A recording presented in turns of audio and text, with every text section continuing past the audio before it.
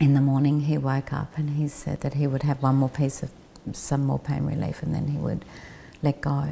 And he said goodbye to the children and to myself.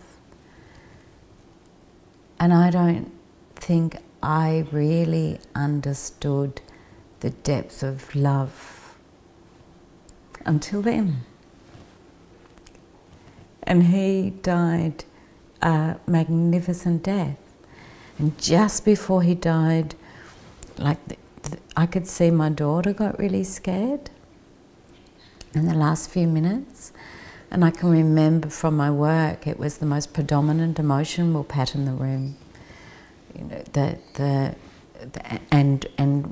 and I didn't want fear to be the last emotion that was carrying Adi out. And I can remember just going to thank you, thank you, thank you. So I was lying in bed with him, holding him. And when I emerged from that, and Adi died during that few minutes, the whole room, everyone was just in this, like this chorus of thank you, thank you, thank you. And what mattered most in the months that followed was kindness, people's kindness. And I now, so that's nearly 8 years ago now, and I now absolutely in my global peace work know that if I can sit with someone and listen to their story with nothing but loving kindness, then something profound shifts in them. And they can go back and have different dialogue and different conversations. And in some of our work that might mean putting down arms. So there's something really powerful about loving kindness. And that's how Chris came back into my life. Because one Sunday afternoon, a rainy Sunday afternoon, I'm not sure how long Adi had been dead, but there was a knock at the door and it was Chris and another really beautiful male friend, Jamie Wood. We've been friends for a long time. And they had toolboxes in their hands. And they said, there must be stuff that needs to be done around the house by now. And there was. Like a painting had fallen off the wall and a door had dropped and was creaky and just stuff. And it was these two gorgeous men in the late 50s, early 60s then, just standing there like beaming, they'd just come to help out. Just that's it, just to offer care, really. And during the course of that day, I was saying to Chris that I knew I kept on needing to move my body. I didn't want the grief to get stuck. Both grief but elation, because I'd witnessed a soul journey, a death that was so remarkable, that was beautiful, full of grace. And everyone, including my children, just kept on going, Mum, is that normal? Is that normal? Is that normal death? It's like, no, that's not a normal death. That's what death can be like. Anyway, so I said to Chris, I want to dance. And I was doing a lot of yoga and a lot of walking and a lot of being quiet.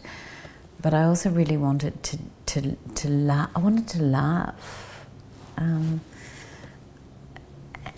in some ways you're not allowed to be too happy.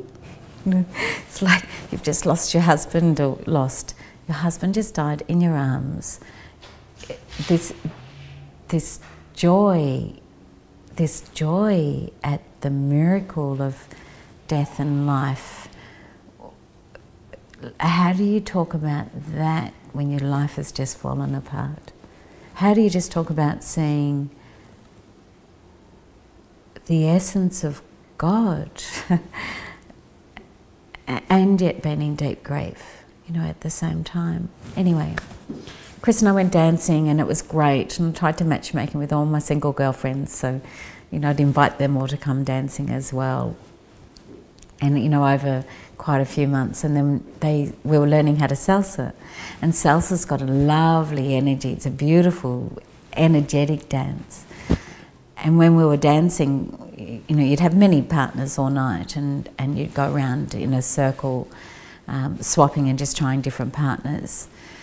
And one night they said, if you really want to learn to dance quickly, then go to Cuba. So I went round the circle and I got back to Chris and I went, I'm going to go to Cuba. I'm going to go to Cuba and learn how to dance.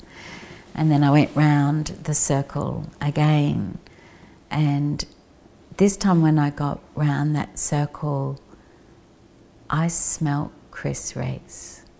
Like, he's been a friend for 30 plus years, and I've always loved him. But he's just my friend. But I smelt the man.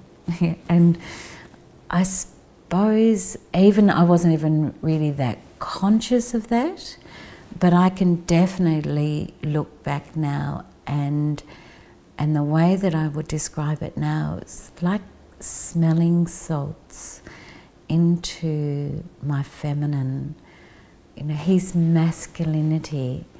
And it was probably hot and sweaty, actually, if I think about it. You know, his masculinity was smelling salts to my femininity. And yeah, we went to Cuba together. We did another round. And when we got back, he said, I'll come to Cuba with you. I was like, yay, that's great. Because that's great. Yeah, and we went to Cuba and we danced together and just had a fabulous, fabulous time. Yeah, now we've been married since 2013, and he asked me to marry him on top of Mount Kilimanjaro, which was pretty cool. And all I can say is that my first marriage with Adrian, especially during his death, taught me how to love really deeply. More importantly, I didn't get how to receive love until Adrian was dying.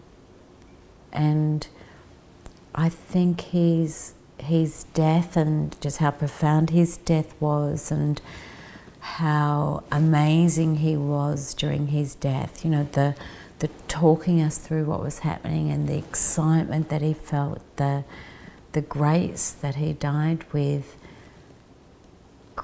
cracked my man-made, egoic, self-limiting self-beliefs that stopped love. And now what I would say, nearly 9 years later, is that love is definitely the core. And to truly love, we have to both give and receive. And we can't do that if we're in our heads and in our own way. But maybe something like loving kindness to another human being, deep listening, like you're doing now, to another human being, that's a portal that this other essence can flow. And when you sit with someone in this way, and you really, really listen to them, you can't help but fall in love with them. And their stuff vanishes, and your stuff melts, and there is something that is profoundly beautiful that happens.